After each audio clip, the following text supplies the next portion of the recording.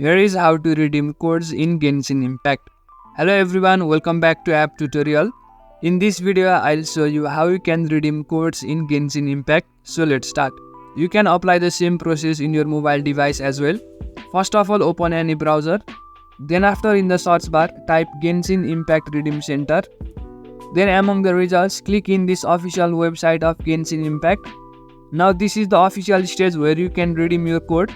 But before redeeming your code, make sure to log into your account. For that, go to login and enter your login details. After you successfully log into your account, you will find the same screen like this. Now select the server where you are playing, enter the nickname of your character, then after enter the redemption code. Make sure you enter all the details correctly and double check it. After that, simply click on redeem and your code will be redeemed. So in this way you can easily redeem codes in Genshin Impact. That's it for the video. Make sure to leave a like if you found this helpful and subscribe to the channel for further videos.